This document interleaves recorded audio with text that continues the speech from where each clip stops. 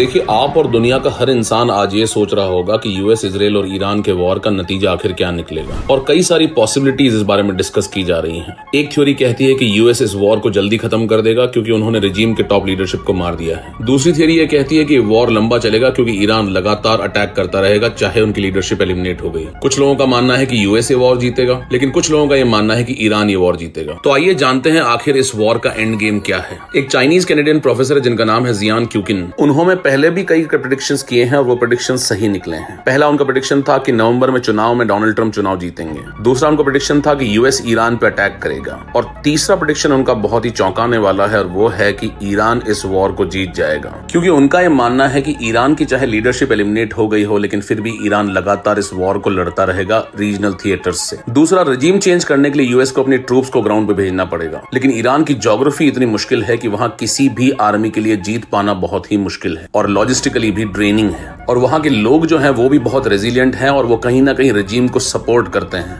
यानी कि यूएस ने अटैक करके वहां पे नेशनल यूनिटी को और कंसोलिडेट कर दिया है और ये यूएस के लिए एक बहुत बड़ा चैलेंज होगा। वहीं दूसरी ओर कुछ एनालिस्ट का मानना है कि यूएस ने ईरान पे अटैक वहां रजीम चेंज करने के लिए या उनके न्यूक्लियर बॉम्ब को बंद करने के लिए नहीं किया है। उन्होंने ये अटैक किया है चाइना को काउंटर करने के लिए, और जब वो चाइना को घुटनों पे ला छोड़ेंगे तभी ये वॉर खत्म करेंगे। और उनका मानना है अप्रैल में जो डोनाल्ड ट्रंप की विजिट है उसमें चाइना यूएस के सारी टर्म्स के लिए एग्री कर जाएगा और तभी शायद ईरान वॉर खत्म हो सकता है। यूएस चाइना के साथ चाहता है एक फेवरेबल ट्रेड डील, और दूसरी सबसे इंपॉर्टेंट चीज वो चाहता है कि चाइना रेयर अर्थ मेटल्स का एक्सपोर्ट शुरू कर दे। और इसीलिए यूएस ने ईरान पे अटैक किया है ताकि वो चाइना की सबसे दुखती हुई नब्ज पे हाथ रख सके, यानी कि ईरान से जो ऑयल सप्लाईज जाती है उन पे वो अटैक कर सके। और एक तरह से स्ट्रेट ऑफ हॉर्मुज ब्लॉक होगा तो उसका सबसे बड़ा नुकसान चाइना की एनर्जी इंपोर्ट्स को होगा। अब इस वॉर का क्या रिजल्ट होगा ये तो वक्त ही बताएगा। आपको क्या लगता है, कमेंट करके बताएं।